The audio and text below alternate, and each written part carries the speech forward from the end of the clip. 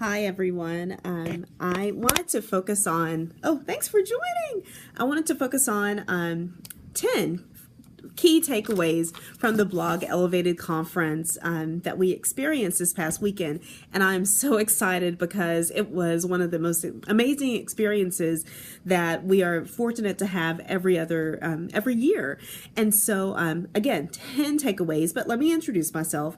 My name is Dr. Jennifer Edwards, and I am the Executive Director of the Texas Social Media Research Institute. I am also an Associate Professor of Communication at Tarleton State University.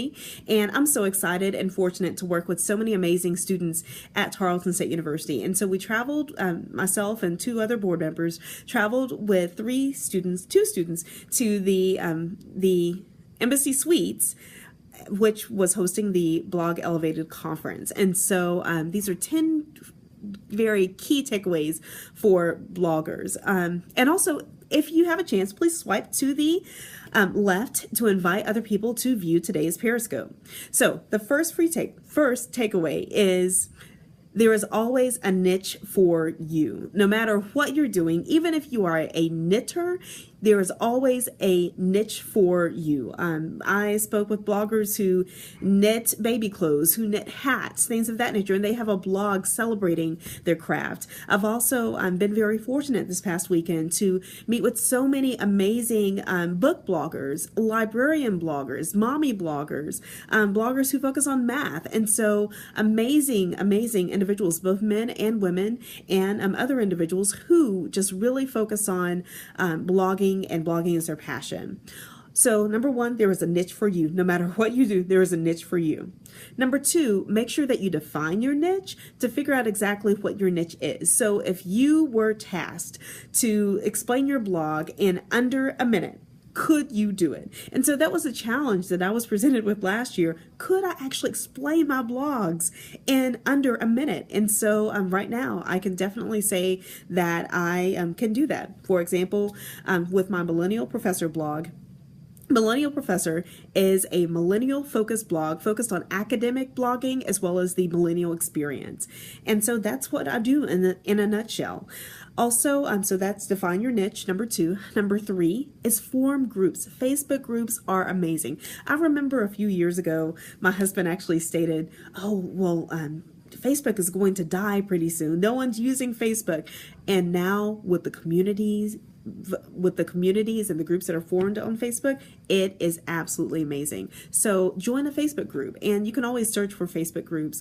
In fact, Blog Elevated has a Facebook group for its participants. So people join those groups, and also I'm a member of the Inspired Bloggers network on Facebook, and so it was a great way to network with other bloggers who are interested in helping one another succeed. So that's number three. Number four is to number four is to look at your analytics of your blog. That's so important because if you look at the Twitter analytics and also the Google analytics, you can see exactly how people are finding your content. And also, I want to remind you guys, if you're posting something on Facebook, make sure that it's linking back to your blog, because your blog is where your traffic should come. Because if you are reporting to a marketing professional or to a PR professional, hey, my blog brings in X amount of page views per month, then you can really, capitalize on the amount of people who are viewing your blog. So that's number four.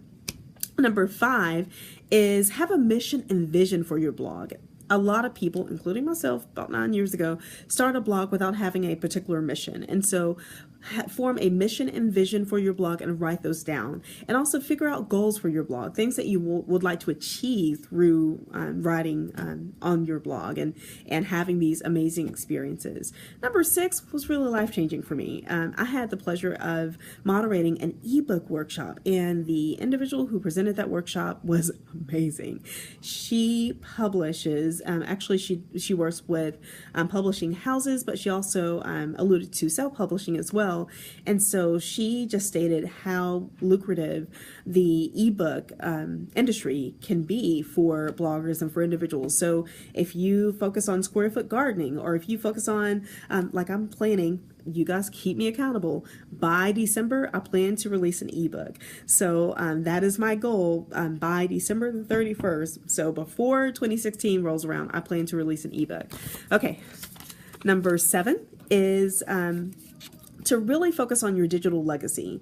Everything you write, everything you post, pictures, videos, etc., becomes part of your digital legacy. So make every post count. Again, make every post count, because it does contribute to your digital legacy. So if something does not coincide with your brand, just make sure that you spin it to reflect your brand. Number 8 is to form a social media crisis plan. And so that was interesting. So if a post or if a video goes viral, then if CNN knocks on your door, or if Fox News knocks on your door, or if Inside Higher Ed knocks on your door, what is your game plan? How will you respond? So maybe making a 5-step process focused on how to engage with news personalities, especially in a time of crises that you really don't know how to handle at that time. Also, this was interesting because I've never thought of Facebook ads, but invest in yourself. Even if it's $1 a day on Facebook, $365 a year, to figure out exactly what Facebook can do for your brand. So that was interesting. And then, so that was number 9. And then number 10, this was life-changing for me as well.